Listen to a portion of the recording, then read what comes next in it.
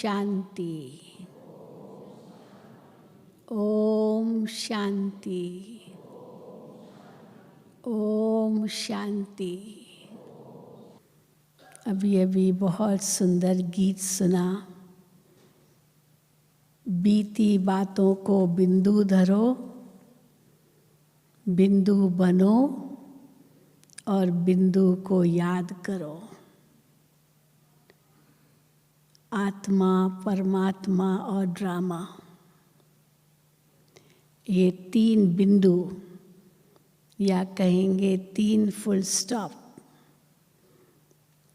अगर हमने जीवन में लगाना सीख लिया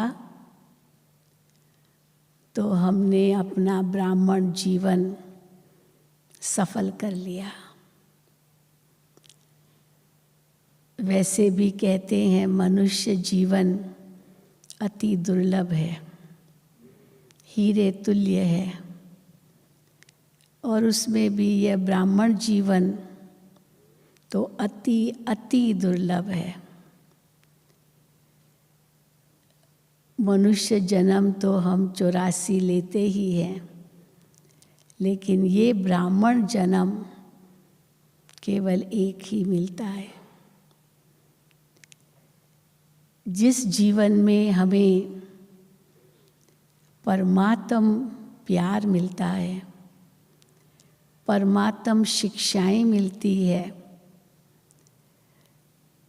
परमात्म प्राप्ति होती है,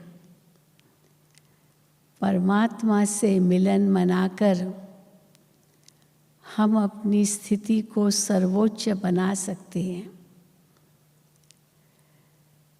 वो ऊंचे से ऊंचा बाप हमें ऊंचे से ऊंचा बनाता है।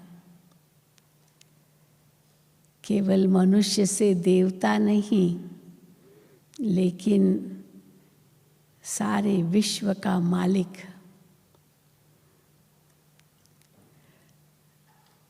तो ऐसे सुंदर ब्राह्मण जीवन को हम कितना सफल कर रहे हैं, ये हम अपने आप से पूछें। क्योंकि जीवन में मनुष्य जीवन माना जिसमें श्वास हो, संकल्प हो, समय हो, शक्ति हो, मन वचन कर्म हो, तन मन धन हो, ये मनुष्य जीवन के अंतर्गत आती है बातें। लेकिन हम इनको कितना सफल कर रहे हैं, उस पर आधारित है हमारा जीवन। क्या सफल कर रहे हैं या व्यर्थ गंवा रहे हैं, उस पर आधारित है कि हमने अपने जीवन को हीरे तुल्य बनाया या कौड़ी के बदले गंवाया। बाबा कहते हैं आपका हर एक श्वास बहुत कीमती है। दुर्लभ है ना मनुष्य जीवन, और श्वासों के लिए कहते हैं उनकी लिमिट होती है, लिमिट होती है। जन्म और मृत्यु के बीच में हमारे श्वास कितने निकलते हैं, उनकी लिमिट होती है, और वो श्वास पूरे हुए जीवन खत्म। समय भी लिमिट होता है। ये नहीं सोचा जाता है कि किस सन में पैदा हुआ, किस साल में पैदा हुआ और किस साल में उसकी मृत्यु हुई, उसका इतना महत्व नहीं है। लेकिन दोनों के बीच में जो लकीर है, वो जीवन कैसा बीता इन सालों के बीच में, उसका महत्व है। विवेकानंद जैसे इतनी छोटी आयु जीकर भी क्या नहीं दुनिया में अपना नाम कमाया। और कोई 90 साल, 100 साल, 100 साल से भी ऊपर जिए, लेकिन ऐसा ही उनका समय गया, उनका कोई मूल्य नहीं है। इसलिए जन्म तिथि और मृत्यु की तिथि उसका इतना महत्व नहीं है जितना वो जो बीच का डैश है, लकीर, इस समय से इस समय तक इनका जीवन था, उसका महत्व है।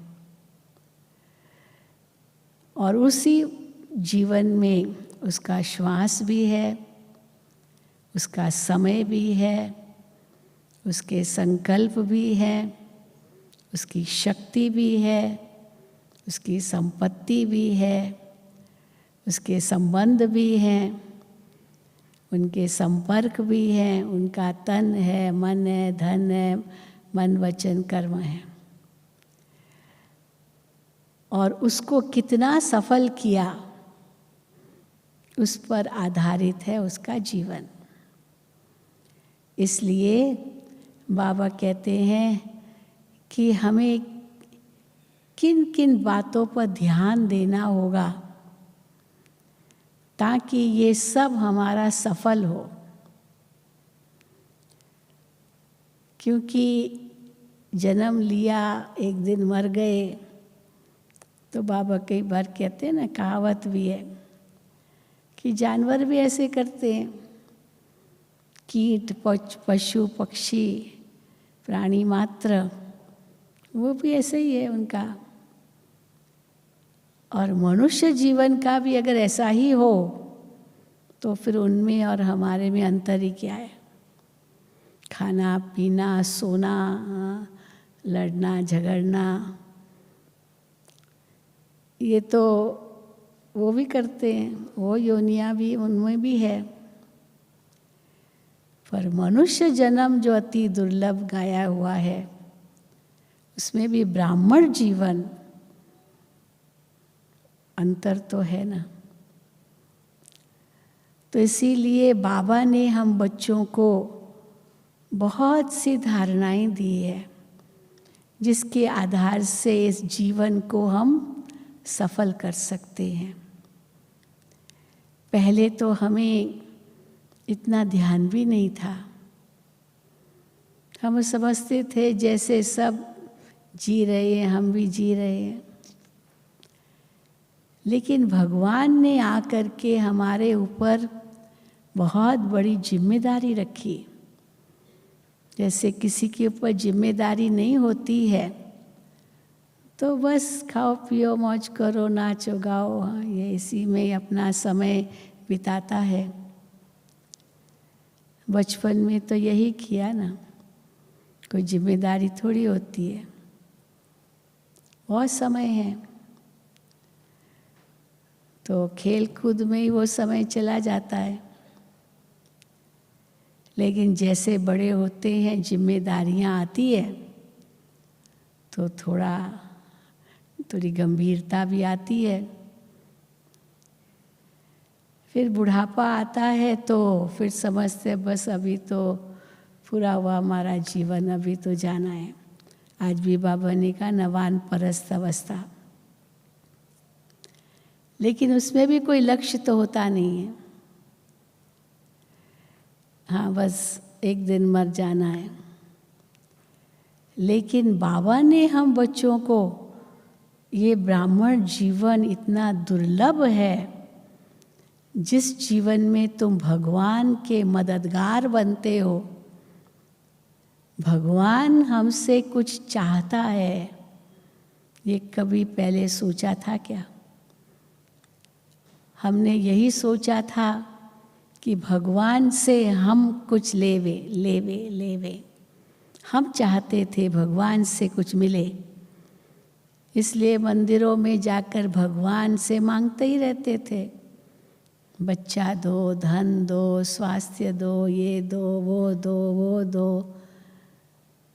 या तो वस्तु मांगते थे, या तो गुण मांगते थे, या तो भूले कि जीवन में तो माफ़ी मांगते थे, और कुछ ना सही। तो मांगना ही था।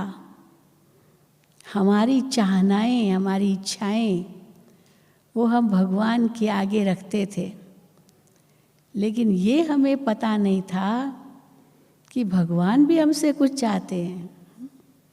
मालूम था क्या कि उनको भी हमसे कुछ चाहिए?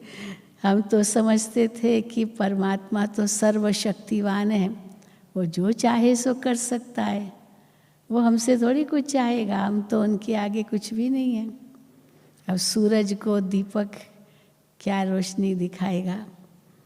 कहाँ सूरज, कहाँ दीपक? तो हम तो दीपक की तरह है, वो तो सूरज की तरह है। तो हम क्या मदद कर सकते हैं भगवान को? ये तो कभी नहीं सोचा था। भाई सोचा था किसने? जिसने सोचा था हाथ उठाओ भाई। नहीं, सोच सकते भी नहीं है। लेकिन अब ये सोच ज़रूर चलता है, भगवान हमसे कुछ मदद मांग रहे हैं। और क्या मदद मांग रहे हैं? बच्चे, पवित्र दुनिया स्थापन करनी है, स्वर्ग स्थापन करना है, नई दुनिया सतयुग लाना है इस धरा पर। और उसमें तुम बच्चों की पवित्रता की मदद चाहिए। ये सबसे पहली मदद चाहिए, क्योंकि आपकी पवित्रता से ही ये जग पवित्र बनेगा। और क्या मदद चाहिए? आपके तन की, आपके मन की, आपके धन की परमात्मा को मदद चाहिए। परम धाम से तो नहीं लाएगा, ये सब यहाँ ही होगा ना, और हम सबके द्वारा ही होगा। तो ये मदद भगवान को चाहिए हमसे। और जब ऐसे बच्चे मिल जाते हैं बाबा को, जो सचमुच ऐसे मददगार हैं, तो बाबा को उनको देख के कितनी खुशी होती है कि वाह मेरे बच्चे वाह। आज बाबा ने लौकिक पिता और पारलौकिक पिता की भेंट की ना, कुछ कुछ समानताएं तो है। हर एक पिता अपने बच्चे को देख के कितना खुश होता है। हर एक पिता चाहता है मैं अपने बच्चे को कुछ दूं, परंतु वो लायक भी तो हो ना। हर एक बच्चा ये भी चाहता है कि मेरा बेटा मेरा मददगार बने। तो इसलिए जैसे लौकिक पिता चाहता है, पारलौकिक पिता भी ऐसे ही चाहता है। हर एक पिता अपने बच्चे को शिक्षा, सावधानी भी देता है, बेटा, क्योंकि पिता अनुभवी है। अब बेटे में वो अनुभव है नहीं, तो भाई बड़ों से अनुभव लो। ऐसे ही बाल सफ़ेद नहीं किए हैं, बहुत अनुभव किया है जीवन में। तो बच्चों का फर्ज है अब बड़ों का अनुभव लेना, और माँ बाप भी खुशी से बच्चों को अपना अनुभव शेयर करते हैं। तो भगवान भी हमसे कुछ चाहते हैं, ये अब हमने महसूस किया। तो इसीलिए पहले क्या सोचते थे और अब क्या सोच में परिवर्तन आया, वो महसूस हुआ।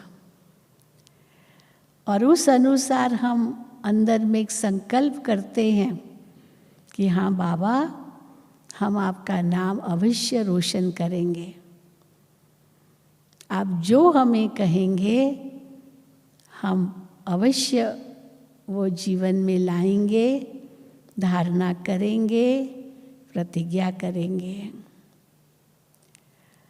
क्योंकि सिर्फ माफ़ी मांगना, कोई चीज़ मांगना, ये तो बहुत मांगा, और जितना मांगा उतने और ही कंगाल होते गए। इच्छाओं की तो कोई पूर्ति है ही नहीं। वो परछाई की तरह हमसे दूर ही दूर जा रही, लंबी लंबी होती जाती है। और मनुष्य ऐसे ही मर जाता है और साथ में कुछ नहीं ले जाता है, वो सब वहीं का वहीं रह जाता है।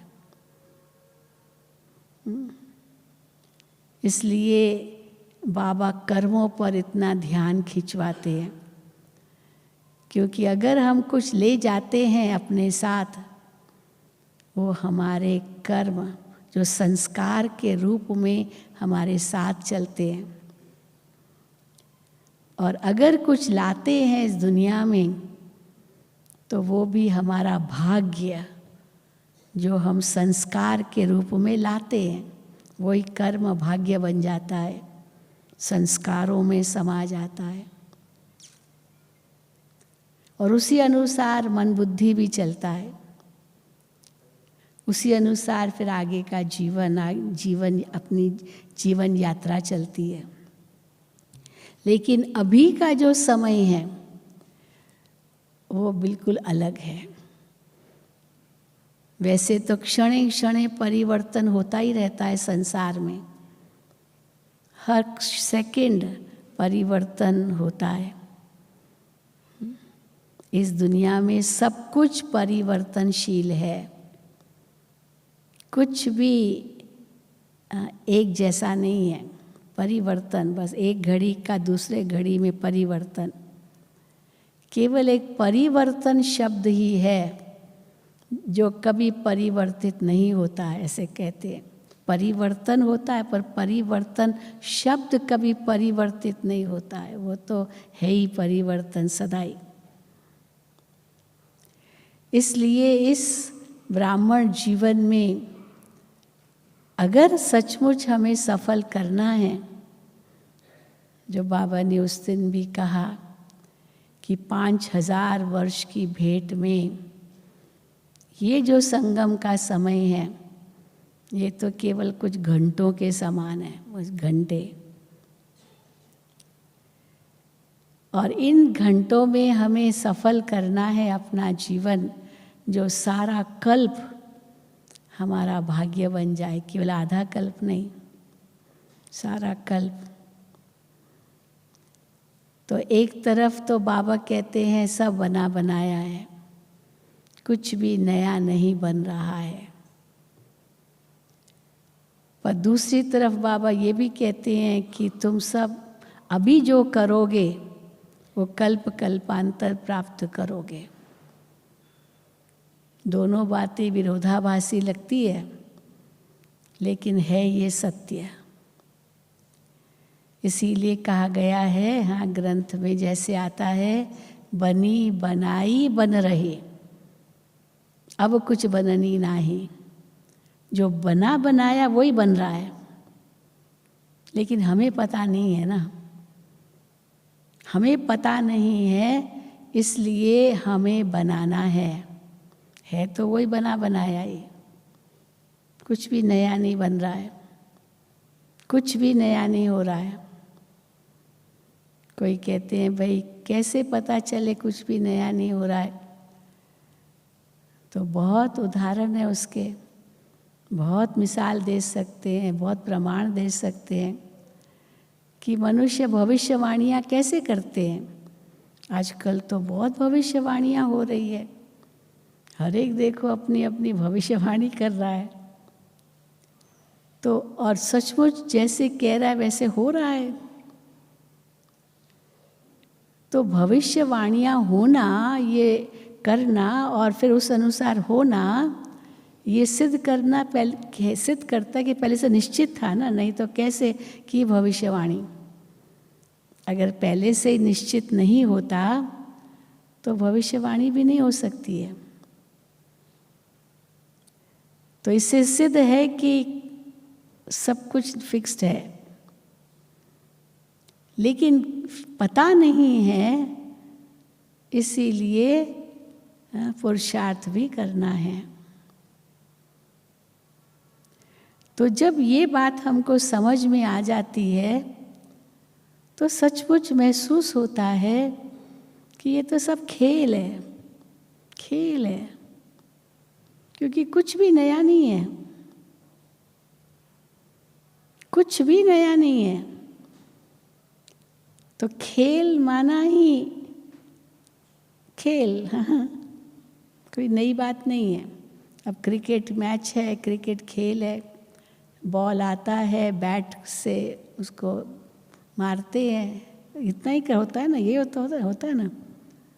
फिर कोई पकड़ते हैं, कोई आउट करते हैं, कोई छक्का मारते हैं, कोई क्या करते हैं, वो खेल है ये। पर है तो खाली ना बैट और बॉल के बीच में बस ना, कैसे मारा क्या मारा, बस खेल है। और कैसे देखना होता है खेल, साक्षी दृष्टा होकर के। भले खेल देखने वाले चिल्लाते भी हैं, खूब आवाज़ करते हैं, लेकिन खेल खेलने वाले चिल्लाते नहीं हैं, आवाज़ नहीं करते। वो तो उसमें ध्यान देते हैं कि अभी मेरे पास बॉल आएगा, मुझे कैसे बैट से मारना है। और बॉलर भी ध्यान से बॉल मारता है कि ऐसे नहीं बाहर चला जाए। और पकड़ने वाले भी इंतज़ार करते हैं हमारे पास बॉल आ जाए। मतलब वो इतना कंसंट्रेशन होता है, इतना ध्यान होता है। भले है वही खेल, तो हमको भी ये खेल खेलना है, ध्यान भी उतना ही हो, लेकिन ध्यान के साथ साथ न्यारा प्यारा भी उतना ही रहना है। हर एक कोई भी ड्रामा होता है, उसमें हर एक की अपनी अपनी एक्टिंग होती है, हर एक को अपनी एक्टिंग पर ध्यान होता है। मेरा पार्ट क्या है, मैं अच्छे से अच्छा बजाऊं। दूसरा क्या कर रहा उसमें अगर ध्यान जाएगा तो अपना पार्ट तो मैं मिस कर लूँगा, मैं अपना पार्ट तो ठीक नहीं बजा सकूँगा। अगर दूसरों को ही देखता रहूँगा, वो डायरेक्टर का काम है, वो मेरा काम नहीं है। दूसरा कैसे एक्टिंग कर रहा है, पार्ट बजा रहा है, वो डायरेक्टर जाने, पर मुझे अपना देखना है। दूसरों में हमको बुद्धि नहीं लगानी है, नहीं तो हमारा मिस हो जाएगा। ये भी खेल में बहुत ज़रूरी है, ड्रामा में ये ज़रूरी है, बहुत नाटक में ये ज़रूरी है। तो जब हम ये बातें बेहद में देखते हैं तो एक तो खेल लगता है, लेकिन उस खेल को भी हम सीरियसली इस हिसाब से लेते हैं कि मुझे क्या करना है। इसलिए साक्षी दृष्टा भी है, पर उतना ध्यान भी है कि हमको अच्छे से अच्छा पार्ट बजाना है। तो अभी जो समय चल रहा है, ये परिवर्तन का, जिसको हम कहते हैं, इंग्लिश में कहा जाता है ट्रांसफॉर्मेशनल चेंज। एक होता है ट्रांजिशनल चेंज। अभी सुबह हुई, धीरे धीरे धीरे धीरे दिन चढ़ा, फिर धीरे धीरे सांझ हुई, फिर रात हुई। सुबह से लेकर रात हो गई, कैसे हो गई पता ही नहीं चला। लेकिन रात के बाद सुबह एकदम परिवर्तन, एकदम अंतर का पता चल जाता है। सुबह से रात तक का इतना पता नहीं चलता है, पर रात से सुबह जब होती है तो एकदम परिवर्तन, अंधेरे से एकदम उजाला, कितना फर्क हो जाता है। उजाले से अंधेरा धीरे धीरे धीरे होता है, इतना अब न भी पता चलता है, पर अंधियारे से उजाला जैसे होता है एकदम पता चल जाता है। तो सतयुग से कलयुग कैसे हुआ, वो धीरे धीरे धीरे धीरे हुआ, पता ही नहीं पड़ा। उस दिन भी बाबा ने मुरली में कहा, सतयुग बीता, त्रेता बीता, द्वापुर बीता, कलयुग बीता, अभी संगम पर आके खड़े हैं। तो वो जो बीत गया वो तो बीत गया, वो तो ट्रांजिशनल चेंज था, धीरे धीरे धीरे धीरे। लेकिन अभी जो परिवर्तन है ये तो बड़ा भारी परिवर्तन है, जिस परिवर्तन में परमात्मा का हस्तक्षेप है। परमात्मा का हस्तक्षेप होने के कारण एक बहुत ज़बरदस्त परिवर्तन है। रात से दिन बन जाना, घोर कलयुग से घोर सतयुग बन जाना, एकदम दुखमय संसार पूर्ण रूप से खत्म, और केवल एक सुखमय संसार बन जाना, मनुष्य असुर से देवता बन जाना, कांटे से फूल बन जाना, रात से दिन बन जाना, सांवरे से शाम से सुंदर बन जाना, इतना परिवर्तन, और उसमें मैं भागीदार हूँ, मैं जिम्मेदार हूँ, मुझे भगवान के साथ मददगार बनना है। ये इतनी बड़ी जिम्मेदारी हम बच्चों की है। तो बाबा कहते हैं नींद कैसे आएगी, हम खाली मौज मस्ती तो नहीं करेंगे ना, जिम्मेदारी है। और जिम्मेदारी में पहले स्व की जिम्मेदारी है, दूसरों का बाद में सोचना है। प्लेन में बैठते हैं ना तो कुछ ऑक्सीजन की कमी होती है, तो पहले खुद को संभालना होता है। बच्चा साथ में है, ऐसे नहीं पहले बच्चे को वो मास्क लगाएं, पहले खुद लगाएं, पहले खुद लगाएं और फिर बच्चे को लगाएं। आप पहले हम ही संवरे नहीं हैं, हम ही संभले नहीं हैं, तो दूसरे को क्या संभालेंगे। इसीलिए इस ईश्वरीय विश्वविद्यालय का नारा क्या है, स्व परिवर्तन से विश्व परिवर्तन। ऐसे नहीं विश्व परिवर्तन से स्व परिवर्तन, पहले विश्व बदले फिर मैं बदलूं नहीं। ऐसे नहीं विश्व शांति से स्वयं में शांति नहीं, बूंद बूंद से सागर बनता है। तो पहले स्व परिवर्तन फिर विश्व परिवर्तन, पहले स्वयं में शांति फिर समाज में शांति, क्योंकि मेरी शांति से ही समाज में शांति आएगी। इसलिए बाबा ने हम बच्चों को ये बिंदु का पाठ पढ़ाया है, फुल स्टॉप। अपना समय, श्वास, संकल्प, शक्ति, तन, मन, धन, इसको सफल करने के लिए बिंदु लगाना बहुत ज़रूरी है। बिंदु का ही सारा खेल है, पर वो बिंदु का महत्व तब है जब एक पहले आवे। केवल बिंदु बिंदु नहीं, बिंदु का कोई महत्व नहीं है अगर एक पहले न हो। और एक के बाद जितने बिंदु लगाओ उतना हिसाब बढ़ता जाएगा, बढ़ता जाएगा, बढ़ता जाएगा। पर वो जितना बढ़ा हुआ हिसाब है, अगर उसको एक ज़ीरो से गुणा किया, मल्टीप्लाई किया, वो इतना बड़ा नंबर भी ज़ीरो बन जाएगा, वो ज़ीरो बन जाएगा। 1 करोड़ हो पर उसको ज़ीरो से मल्टीप्लाई करो तो क्या बन जाएगा, ज़ीरो ही बन जाएगा। पर ऐड करो तो और बढ़ता जाएगा, और अगर उसको डिवाइड करो, भाग करो ज़ीरो से, फिर तो वो तो इन्फिनिटी बन जाएगा, अनंत बन जाएगा। ज़ीरो खाली ऐड करने से तो एक ज़ीरो बढ़ा, पर उसको भाग करो, डिवाइड करो तो अनंत बन जाएगा।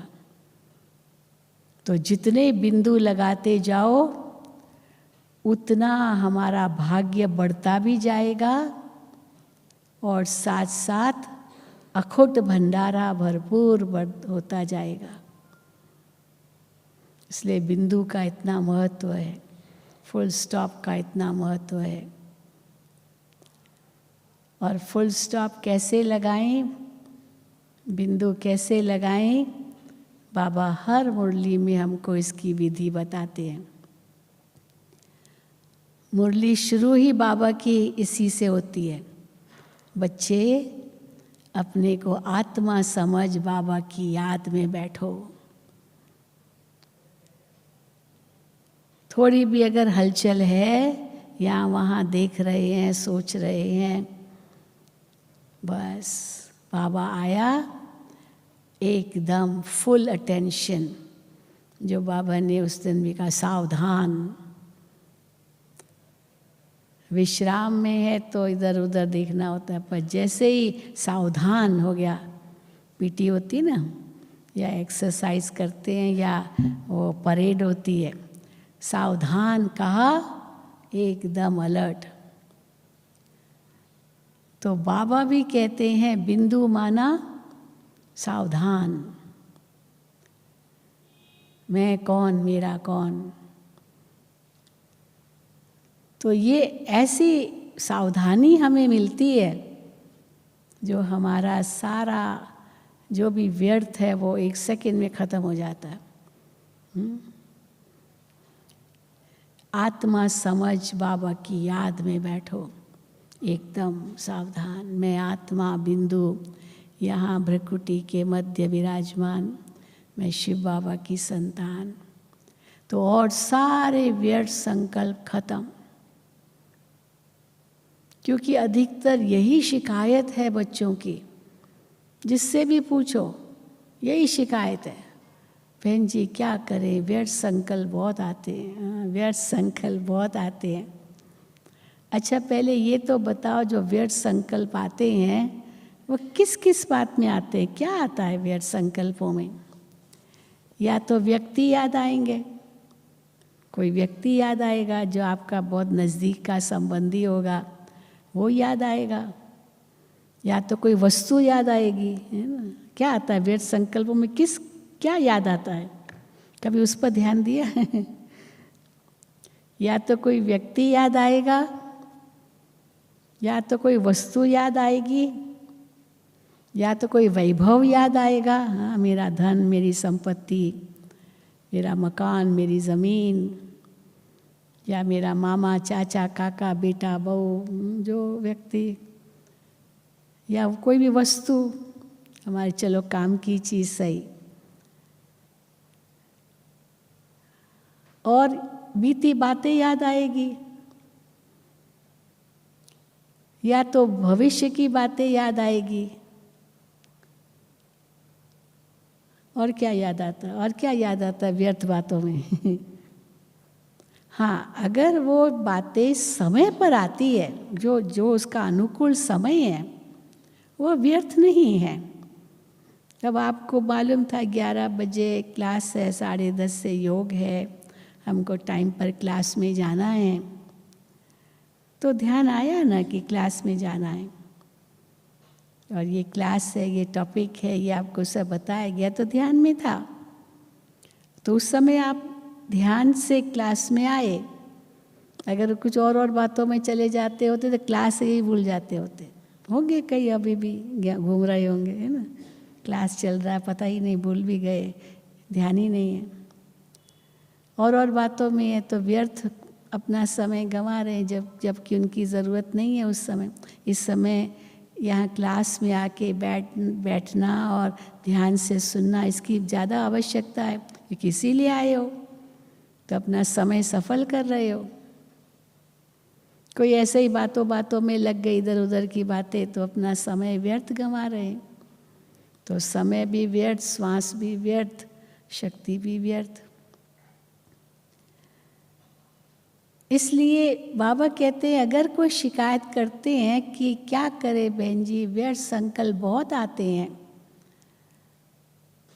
तो कैसे हम अपने आप को कंट्रोल करें, उसकी क्या धारणा है? अपने ऊपर बहुत अटेंशन चाहिए, बहुत बहुत, थोड़ा बहुत भी नहीं, बहुत बहुत। इसलिए बाबा मिसाल देते हैं स्टूडेंट्स का, जो विद्यार्थी होते हैं ना, एग्ज़ाम नज़दीक आता है, उनको कितना भी कोई कहे चलो पिक्चर, चलो होटल में चलो, हाँ दुनिया में हम देखते कि नहीं, मुझे पढ़ना है, मुझे पढ़ना है, मुझे पढ़ना है, हाँ मेरे एग्ज़ाम्स हैं। क्यों? क्योंकि वो अपने ऊपर ध्यान दे रहे हैं, उनको लक्ष्य है कि हमको ये बहुत आगे जाना है, और वो लक्ष्य अनुसार मेहनत करते हैं।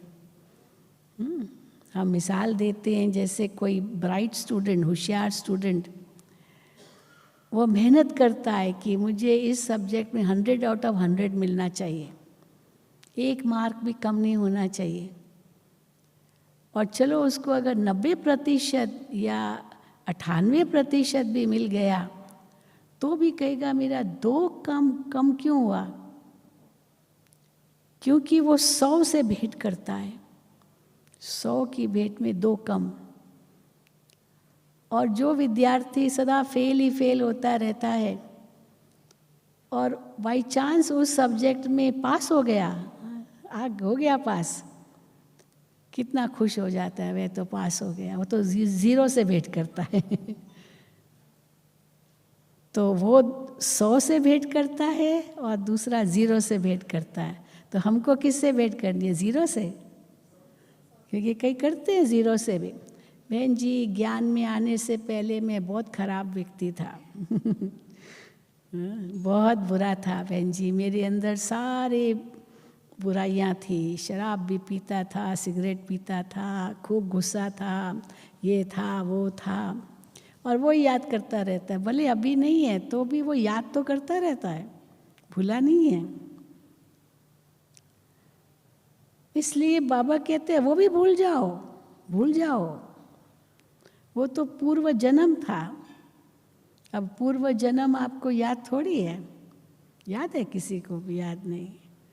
तो ये भी ब्राह्मण बनने से पहले वो पूर्व जन्म ही था ना।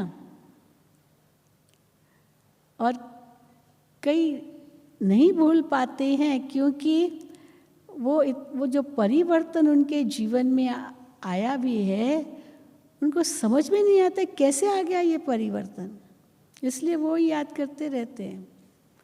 ये तो बाबा की मदद मिली जो परिवर्तन आपके अंदर आ गया, परिवार की मदद मिली। हो सकता है आपका अपना पुरुषार्थ उसमें न भी हो, क्योंकि कई इसमें भी कंप्लेन करते हैं कि जब मैं ज्ञान में नया नया आया तो मेरे अंदर कितना उमंग था, कितना उत्साह था, कितनी लगन थी, ये थी वो थी, हाँ, इससे मैं बहुत आगे बढ़ा। लेकिन अभी पता नहीं क्या हो गया। अभी पता नहीं क्या हो गया, वो उमंग उत्साह थोड़ा कम हो गया, और वो कोरोना के कारण तो और ही सुस्त हो गए। हैं? कोरोना के वो घर में बैठ जाओ, आजकल सब ऑनलाइन ही करना है, सब पढ़ाई भी ऑनलाइन, नौकरी धंधा भी सब ऑनलाइन, पता नहीं क्या क्या है। उसकी चिंताएं भी बढ़ गई है। तो पास्ट की भी चिंता तो भविष्य की भी चिंता, चिंता ही चिंता। बाबा की मुरली में है ना, चिंता ही चिंता, ये है ही चिंता की दुनिया। और यहाँ तक बाबा ने कह दिया अभी तो और बढ़ने वाला है, और बढ़ने वाला है। तो वह चिंता में ही अपना जीवन व्यर्थ गंवा देंगे क्या? बाबा एक तरफ हम देखते हैं ये चिंताओं की दुनिया, और दूसरे तरफ बाबा हम बच्चों को नई दुनिया की स्मृति दिला रहे हैं। तो वो नई दुनिया की स्मृति कितनी आती है और पुरानी दुनिया की चिंताएं कितनी याद आती है, वो अपने अंदर देखना है। अगर पुरानी दुनिया की चिंताएं याद आ रही है, व्यक्ति वस्तु वैभव, ये घटनाएं या जो कुछ भी कलयुगी दुनिया का, ये व्यर्थ है, व्यर्थ है। या अपने जीवन की भी पुरानी बातें, ये भी सब व्यर्थ है। बाबा कहते नई दुनिया के बारे में सोचो।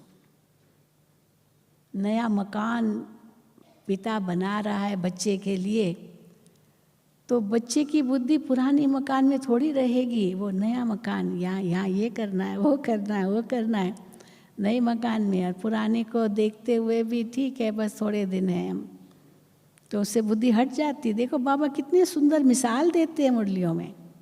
ये मिसाल हमारे लिए तो है ना, प्रैक्टिकल मिसाल है ना ये।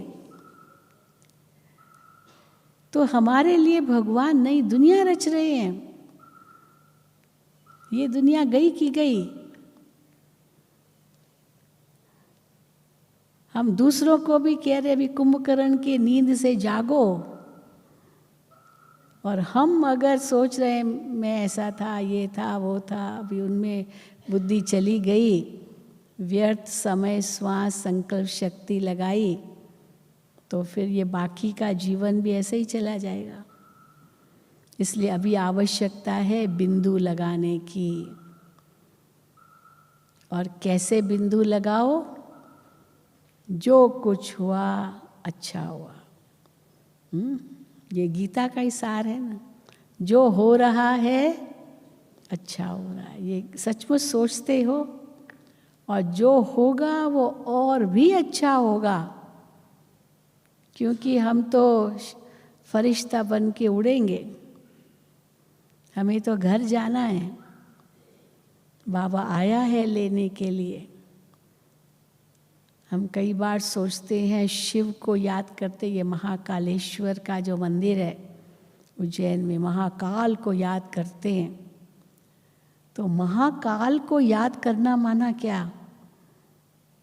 महाकाल आएगा अगर सृष्टि पर, वो क्या करेगा? सबको काल से छुड़ाएगा, सबको घर ले जाएगा ना। महाकाल का यही काम है ना।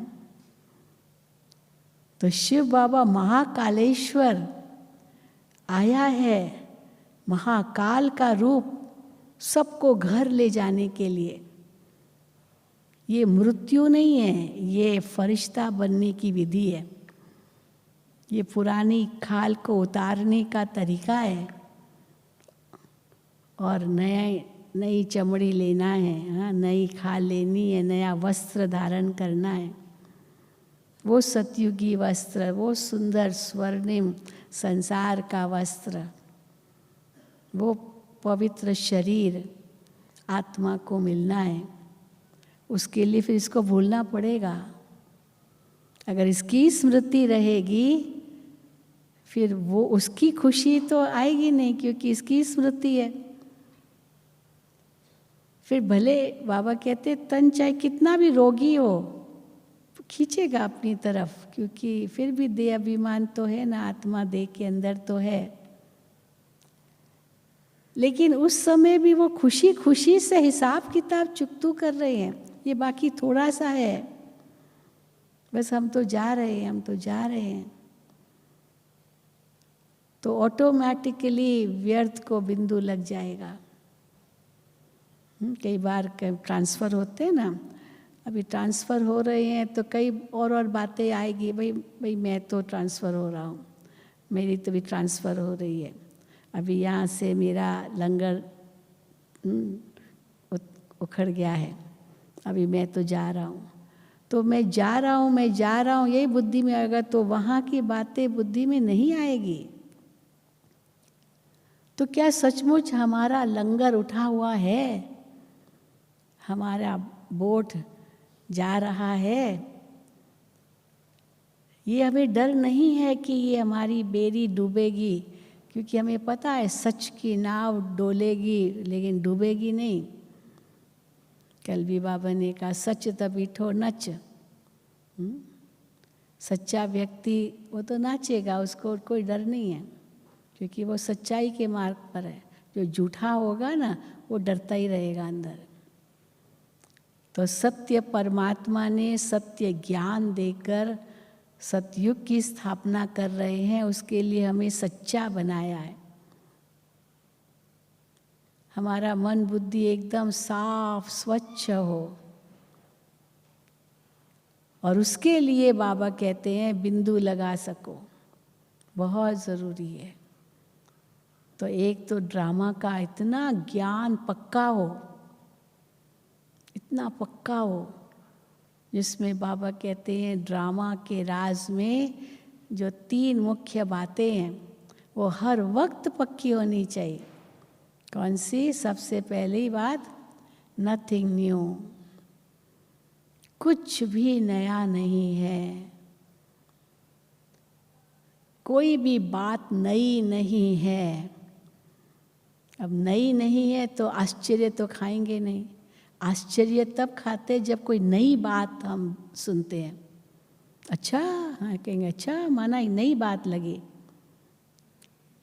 लेकिन हम जानते कुछ भी नया नहीं है, सब निश्चित ही है, इसीलिए आश्चर्य की कोई बात ही नहीं है और प्रश्न की भी कोई बात ही नहीं है। ऐसा क्यों, ये क्या, क्यों, क्या, कौन, कहाँ, कैसे। उस दिन भी बाबा की मुरली में था ना, वो पुच्छल तारा होता है ना, कॉमेट्स होते हैं, उसके पीछे पूंछ जैसी होती है वो तारे, लाइट वो पूंछ जैसे। तो जो सारा टाइम पूछ क्यों क्या उसी में ही लगा रहता है, ये पुच्छल तारा की तरह है, वो तो नुकसान ही करेगा। इसीलिए अपना भी नुकसान तो दूसरों का भी, क्योंकि उनकी बुद्धि में भी क्या क्यों लगा दिया, तो उनकी बुद्धि भी भ्रमित हो गई। इसीलिए बाबा कहते हैं न प्रश्न उठे न कोई आश्चर्य हो, क्योंकि कुछ भी नया नहीं है, सब निश्चित है। और दूसरा, जो बुद्धि हलचल में ना आए, बाबा कहते कुछ भी होता है उसमें कोई न कोई कल्याण है, जो उस समय हमें पता नहीं चलता है। इसीलिए वो बात हुई तो हमको उसका दुख लगता है या चिंता हो जाती है या टेंशन हो जाता है, चिंता हो जाती है ना, एकदम तनाव सा हो जाता है, ये क्या हो गया। परंतु इसके पीछे कोई कल्याण है, ये अगर बुद्धि में आया तो मन बुद्धि एकदम शांत हो जाता है, बिंदु लग गया, फुल स्टॉप लग गया। कुछ कल्याण है जो इस समय पता नहीं चलता है, क्या कल्याण है। जैसे रामायण में दिखाते, रावण सीता को हरण करके ले गया, अब उसमें कल्याण कितना भरा हुआ था कि राम को आना पड़ा, रावण को जीतना पड़ा, खत्म करना पड़ा। अगर रावण नहीं सीता का हरण करता होता तो रावण को मारता होता क्या? उसको पता भी नहीं था कि रावण कोई है लंका में। इसलिए कुछ न कुछ कल्याण है। 14 साल वनवास मिला, क्या कल्याण था? कितने असुर थे, उनका नाश किया। अगर वो न जाता वनवास तो नाश थोड़ी होता इन असुरों का, तो कल्याण था ना। तो पहली बात बताई, कुछ भी नया नहीं है, तो 1 सेकंड में बिंदु लग जाएगा। दूसरी बात बताई, सब में कल्याण है। और तीसरी बात कि जो कुछ भी हो रहा है वो ही सही है, ऐसा ही होना चाहिए, ऐसा ही होना चाहिए, यही सही है। ऐसे सोच सकते हैं, यही सही है। इससे कुछ हटके होता ना, वो सही नहीं होता, यही सही था। सब कुछ निश्चित है, ये तो है, पर यही सही है, ये गलत है ही नहीं। कई बार ये गलत है, गलत है ही नहीं। जब गलत है ऐसे सोच रहे तब थोड़े विचलित होते हैं, यही सही है। तो क्या, क्यों, कौन, कहाँ, कैसे, न प्रश्न न आश्चर्य, ये दुख, कोई चिंता, कोई भय। हाँ, भय भी कितना होता है, पता नहीं क्या होगा, पता नहीं क्या होगा, सब अच्छा ही होगा। तो ये सब जो भी नेगेटिव मूड्स है या स्थितियाँ हैं, वो 1 सेकंड में ख़त्म हो जाती है।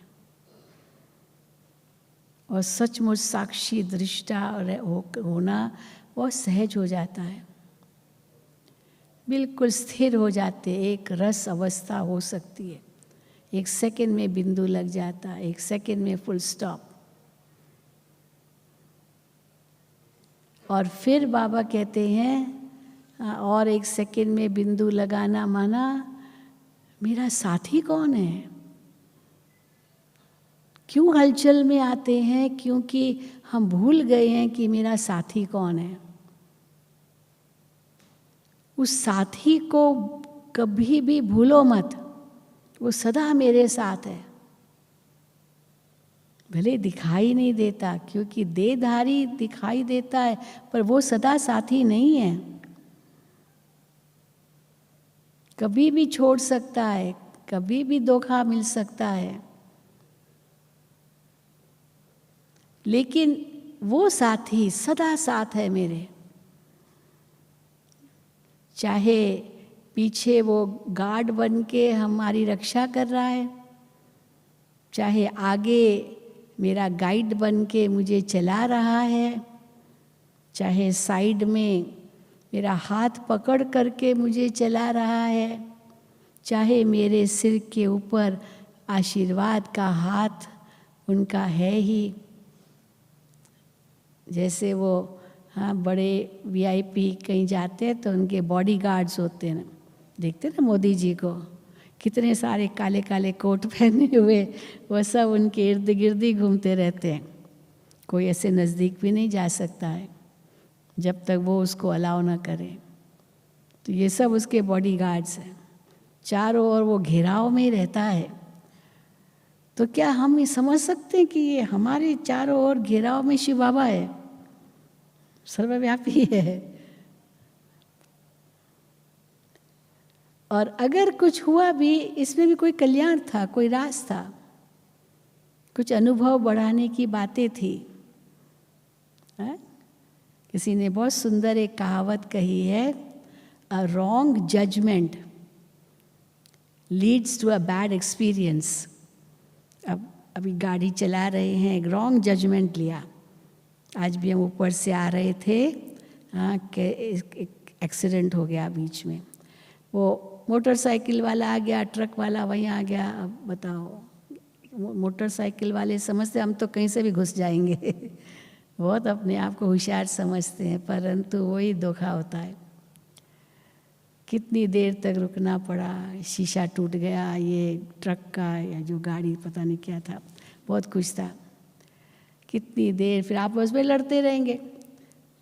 चलो रॉन्ग जजमेंट था ना वो मोटरसाइकिल वाले का, बीच में ही घुस जाते हैं, पर उनको इतना ओवर कॉन्फिडेंस होता है। अब ये भी गलत है ना, क्या ज़रूरत है। सो रॉन्ग जजमेंट, एक गलत निर्णय एक बुरा अनुभव हमको करा सकता है। लेकिन अब हो तो गया, अभी आप क्या कर सकते हैं। लेकिन वो बुरा अनुभव हमें आगे के लिए अच्छे जजमेंट की ओर ले जाए। ये नहीं कि बुरा अनुभव हो गया तो उसमें दुखी होना है। आगे कैसे मुझे जजमेंट सही करनी है, निर्णय सही लेना है, ये हमें अनुभव हो गया वो गलत अनुभव से। इसलिए उसमें भी कल्याण था। अब कहीं क्या कल्याण था, फिर तो बहुत सोच सकते हैं लेकिन कल्याण था। कई एक बहन अपना अनुभव सुना रही थी कि कहाँ पर बीच में कोई गाय आ गई, ये आ गई, तो हमको कितना रुकना पड़ा। लेकिन उसमें क्या कल्याण था कि हमारे से पहले वो पहाड़ गिरा, और अगर हम वो रुकते नहीं होते ना तो वो पहाड़ हमारी गाड़ी पर गिरता, पर वो गाय ने हमको बचा दिया, हमारी रक्षा की। तो इसलिए सब में कोई ना कोई कल्याण है, सब में कोई ना कोई कल्याण है। ये जब समझते हैं ना हम, तो बिंदु लगाना बहुत सहज है। मैं आत्मा तो हूँ ही बिंदु। कई लोगों के अंदर ना एक भाषा है, हाय मर न जाऊँ, हाय मर न जाऊँ, हाय मर गई, पता नहीं मुख से सदा ऐसे ही निकलता है, मैं तो मर गई। क्या मर गई? कितना बड़ा ज्ञान का ये शब्द है। हम तो कभी नहीं मरते। मैं आत्मा अजर अमर अविनाशी हूँ। ये हर वक्त याद रहे तो भी एक बिंदु ही है। ये भी व्यर्थ सोचना है मैं मर गई, मैं मर न जाऊँ। हाँ चलो कोई बीमारी आई, चलो वहाँ डॉक्टर ने कह भी दिया 6 मास 3 मास या जो कुछ भी, बी रेडी, तैयार, हर बात में तैयार। इसको कहते हैं एक्सेप्टेंस, स्वीकार। क्योंकि हर एक को जाना तो है ही, इसलिए वो स्वीकार करना एक बिंदु लगाना है। स्वीकार कर लो, ये करना वो करना वो करना है, कुछ नहीं, स्वीकार करो, बस यही परिस्थिति। और मन एकदम शांत हो गया। तो ये 3 बिंदु जो बाबा कहते हैं, ड्रामा का सबसे बड़ा बिंदु है। लेकिन ये ड्रामा को कर्म से पहले नहीं सोचना, कर्म के बाद, तब काम आएगा। नहीं तो कर्म से पहले तो आप आगे ही नहीं बढ़ेंगे। इसीलिए ड्रामा बिंदु, बाबा बिंदु साथ में ही है, वो बिंदु मेरे साथ ही है, वो छत्र छाया मेरे आगे है, मेरे सिर पर है, मेरा रक्षक है। वो बिंदु मुझ बिंदु के साथ है। तो मैं आत्मा बिंदु, बाबा बिंदु, ड्रामा बिंदु, ये सूक्ष्म धारणाएं हमारी कदम कदम पर हो तो हमारा ये ब्राह्मण जीवन निश्चिंत जीवन भी तो होगा ही, लेकिन साथ साथ सफल जीवन भी होगा, क्योंकि हम व्यर्थ से मुक्त हो जाएंगे। भले अभी अशुद्ध नहीं आता होगा, कोई काम क्रोध लोभ मोह अहंकार ये सब नहीं भी आता होगा, मोटा मोटा रूप विकार का, लेकिन ये सूक्ष्म रूप जो व्यर्थ संकल्प है वो भी अभी नहीं आना चाहिए। जैसे बाबा पवित्रता की बात कर रहे हैं ना, पवित्रता केवल मोटे रूप से नहीं काम विकार को जीतना है, वो तो जीत लिया, लेकिन दृष्टि भी इतनी शुद्ध हो,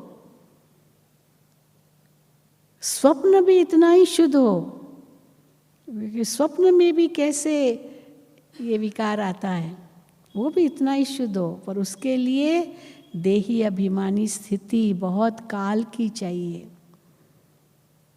रात को सो जाओ बाबा की याद में, बाबा की गोद में, बाबा को कह दो बाबा 3:30 बजे उठना है, आपको ठीक 3:30 बजे बाबा उठाएगा, बिना कोई अलार्म कोई ज़रूरत नहीं। बाबा को कह के ज़रूर सो, गुड नाइट भी करो, बाबा के साथ आप हो, इतनी अच्छी नींद आ जाएगी पता भी नहीं चलेगा। और हम तो देखते हैं जहाँ हम चाहें ना नींद कर सकते हैं, जहाँ चाहें। अब गाड़ी में बैठे कहाँ कहाँ हमने दुनिया घूमी होगी, अब कार की ट्रैवलिंग बहुत होती है, तो लोग कहेंगे बहन जी वो देखो, हमको तो नींद ही आती है, बस क्या है देखना वही मकान होंगे और क्या, जा रहे एक जगह से दूसरी जगह, वही मकान होंगे, वही ईंट पत्थर है, वही सब कुछ है, और क्या है। तो वो क्योंकि वहाँ पर हम समय पर पहुँचे और फ्रेश रहे, उसके लिए गाड़ी में चलो सो जाओ, और 5-10 मिनट भी सोए ना एकदम फ्रेश हो जाएंगे। नहीं तो उसी चिंताओं में ही रहेंगे, तो फिर जब कार्य करना होगा उस समय थकावट लगती है, क्योंकि हमने समय अपना वेस्ट किया।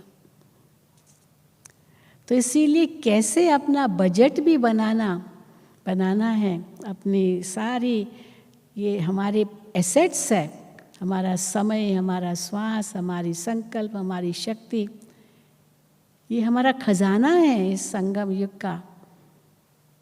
और उसके ऊपर ये ज्ञान का खजाना तो भरपूर है, गुणों का खजाना, शक्तियों का खजाना, ये भगवान ने हमें दिया है।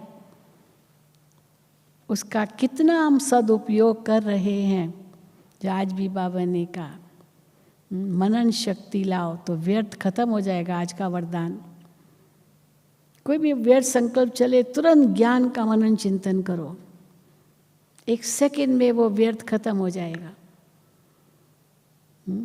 आपका बहुत व्यर्थ चल रहा है, उस समय आपको कोई धन देने आए, वो व्यर्थ 1 सेकंड में खत्म हो जाएगा।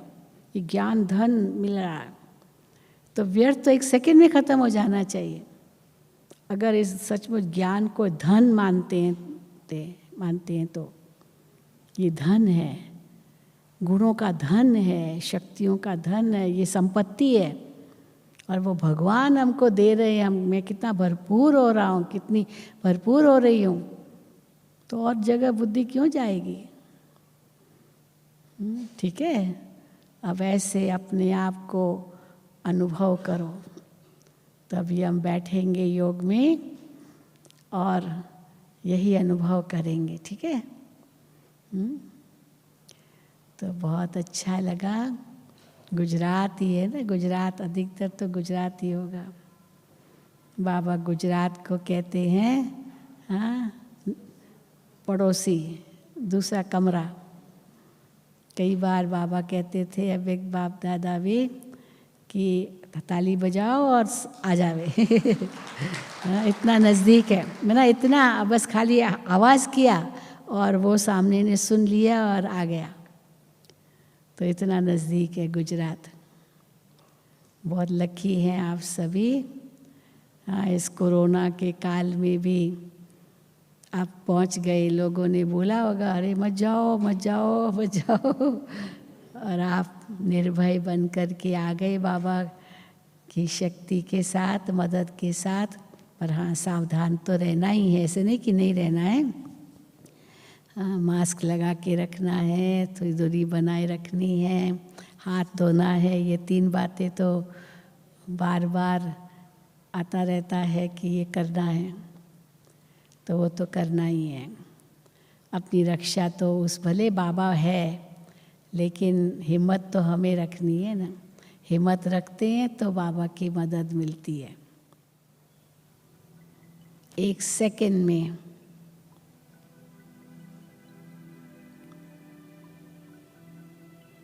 एक सेकंड में बिंदु बन जाओ।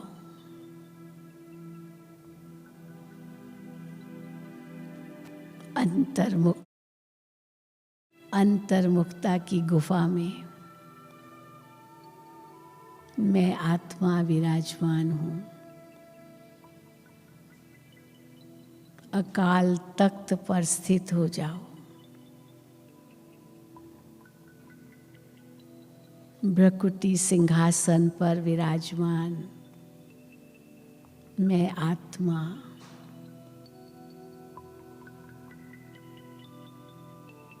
सब हदों से पार।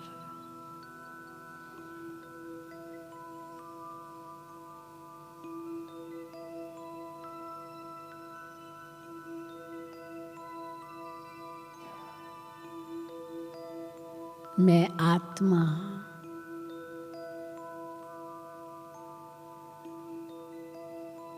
एक ज्योति बिंदु सितारा।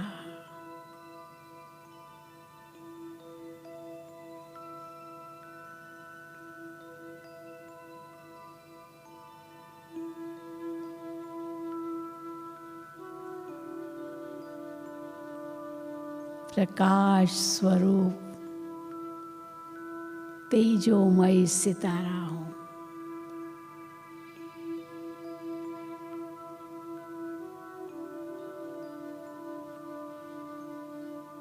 देह और देह की दुनिया से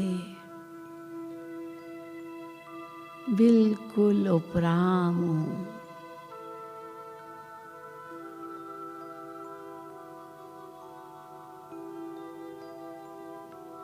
व्यक्ति, वस्तु, वैभव, जो परिस्थितियां इस कलयुगी दुनिया की है, उन सब से उपराम न्यारा,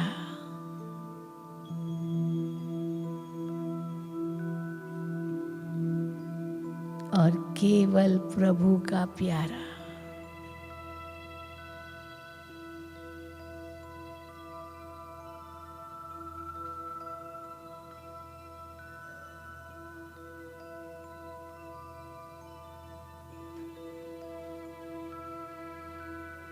एक बाबा दूसरा ना कोई।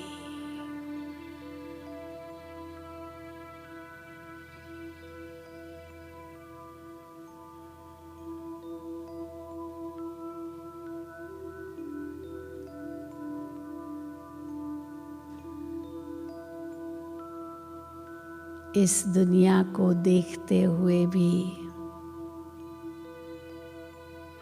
नहीं देखना है।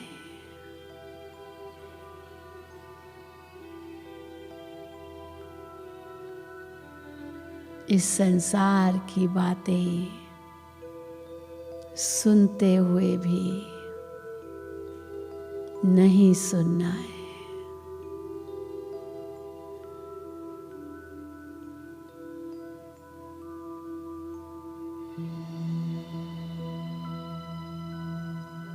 मुझे सब बातों से उपराम होना है।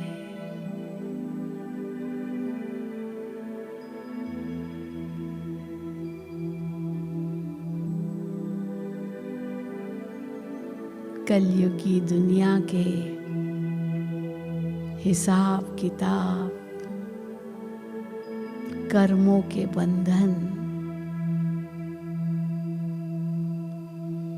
अब सब समाप्त हो रहे हैं।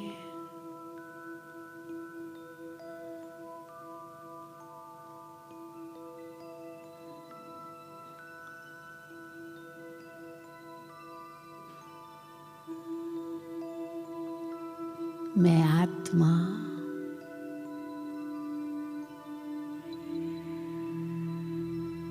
वापस जा रही हूँ अपने धाम,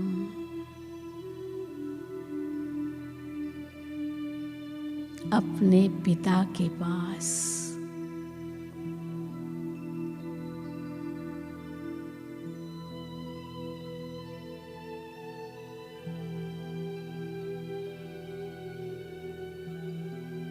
शांति धाम।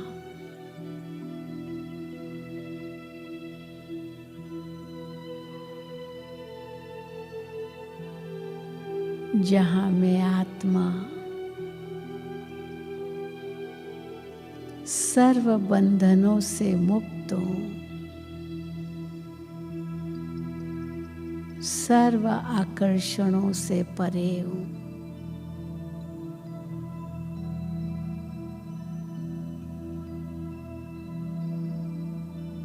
जहाँ न देह है, न देह के संबंध है, न कोई पदार्थ है।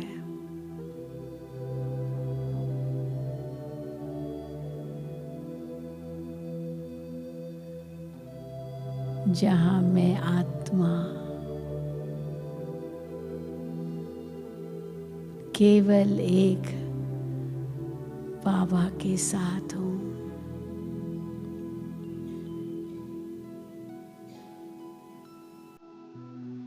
वो ज्योति बिंदु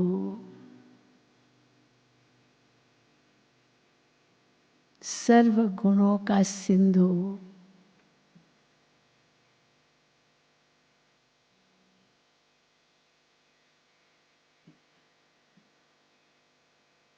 जिनकी स्मृति से मैं आत्मा पावन बन रही हूँ।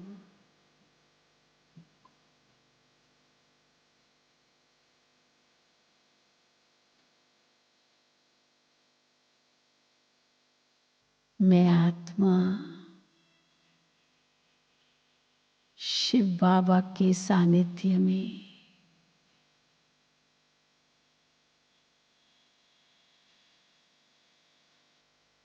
अति शुद्ध हो रही हूँ।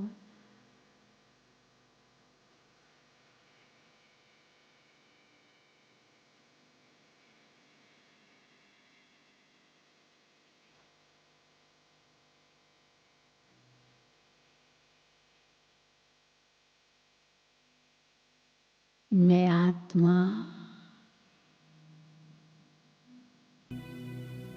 कितनी शुद्ध थी, स्वच्छ थी,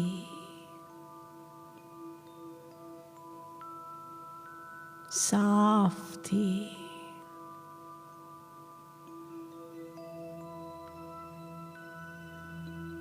अब शिव बाबा के सानिध्य में फिर से वही स्वच्छता,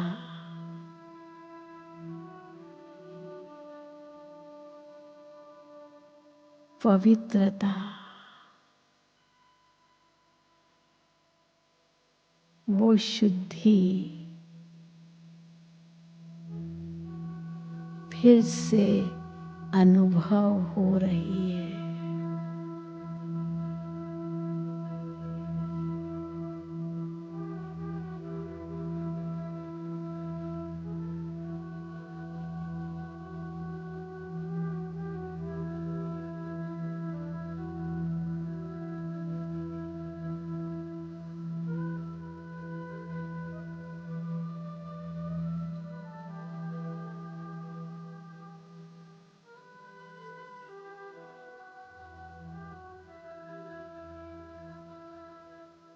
मैं आत्मा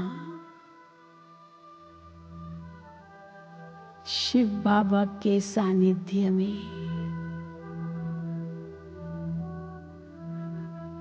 धन्य हो गई।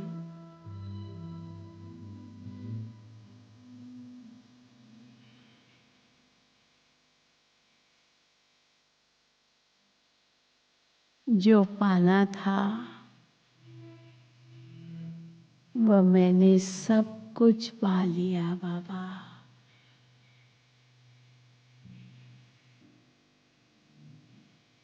धन्यवाद बाबा।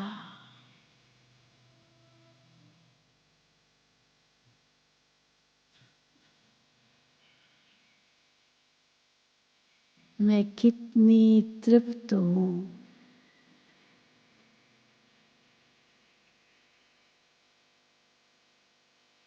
भरपूर हूँ।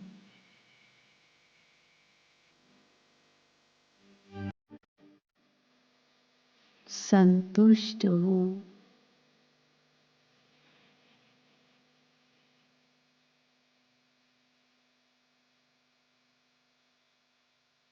कितनी मैं भाग्यशाली हूँ।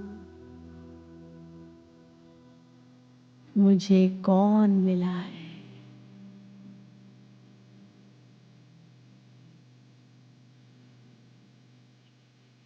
जिसको सारी दुनिया ढूंढ रही है।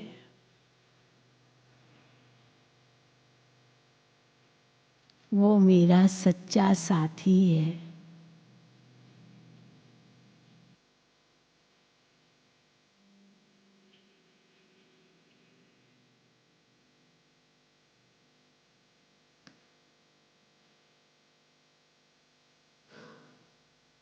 वही मेरे जीवन नैया को पार करने वाला है।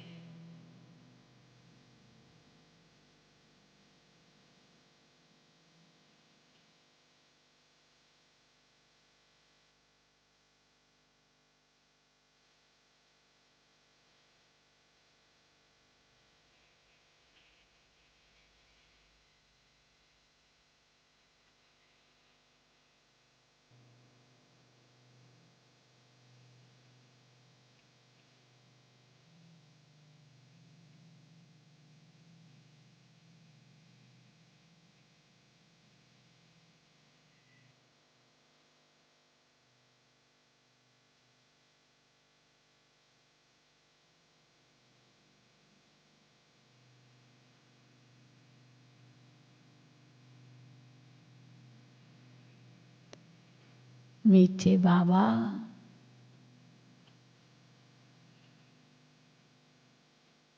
आपके सानिध्य में मेरा मन अति शांत है।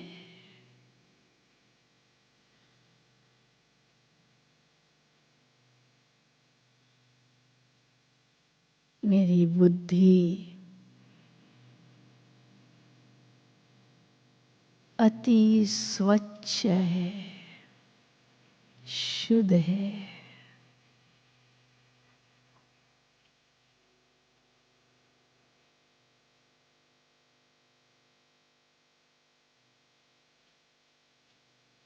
मेरे संस्कार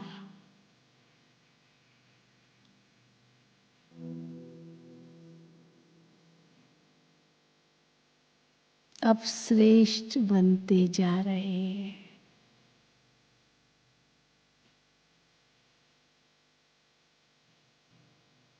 मेरा मूल स्वभाव है ही शांति।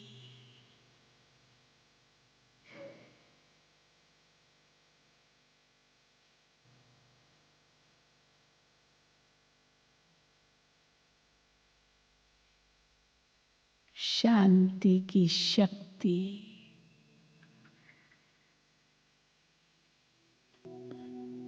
मुझ आत्मा में व्याप्त है।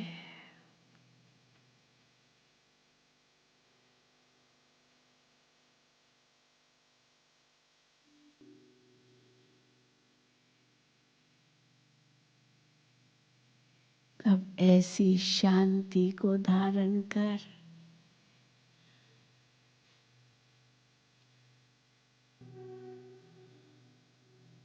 मैं आत्मा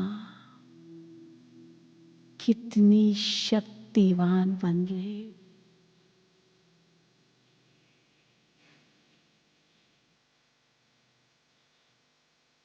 मैं शक्तिशाली आत्मा,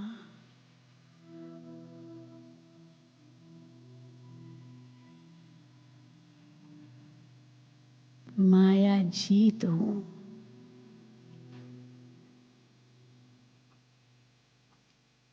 प्रकृति जीत हूँ।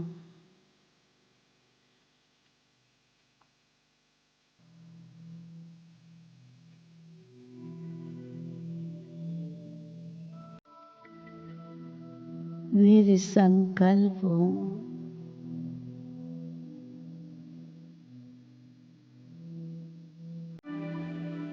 प्रसन्न चित्त हूँ।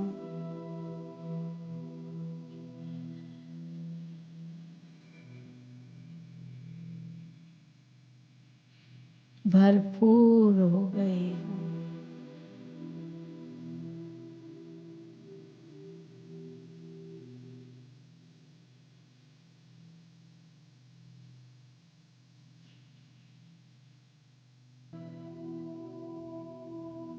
ऐसी लगन में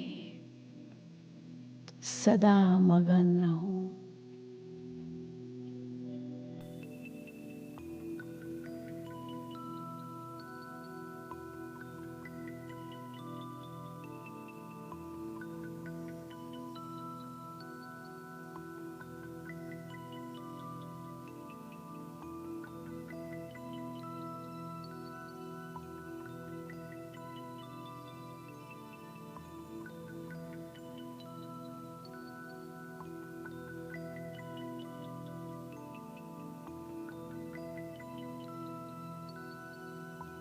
ये लगन की अगिन सदा जलती रहे।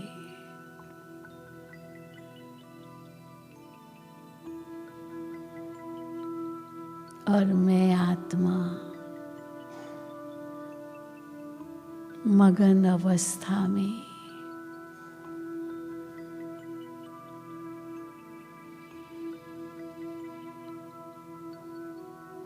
आनंद का अनुभव कर रही हूँ। मेरे सारे विघ्न समाप्त हो गए।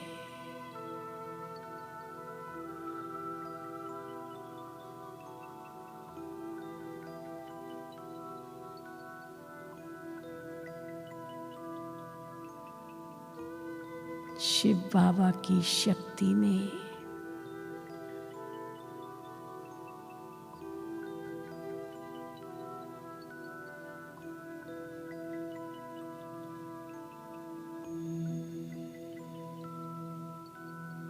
हमें कितना स्वच्छ बना दिया।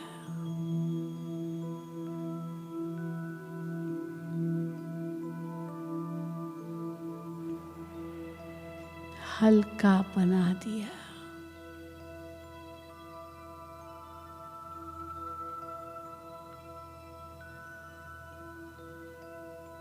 न्यारा बना दिया।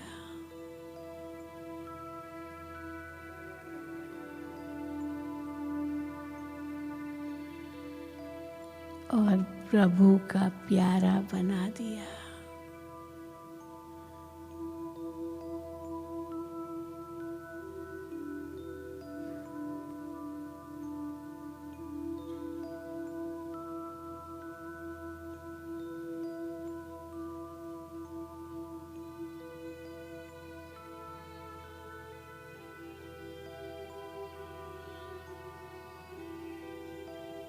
अब इतनी शक्ति को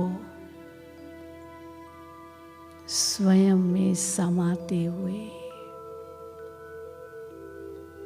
उस भरपूर स्थिति में फिर से कर्म क्षेत्र पर लौटे।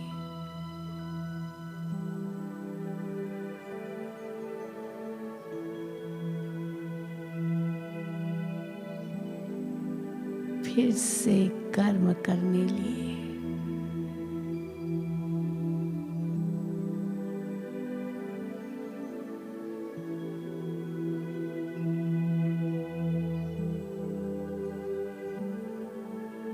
पर साक्षी दृष्टा होकर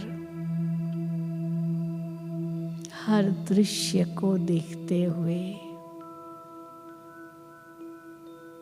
न्यारे और प्यारे रहे।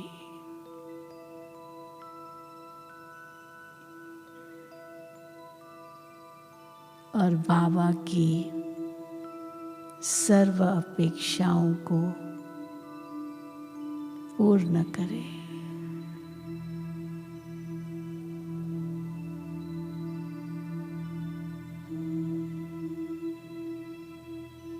ओम शांति। ओम शांति। ओम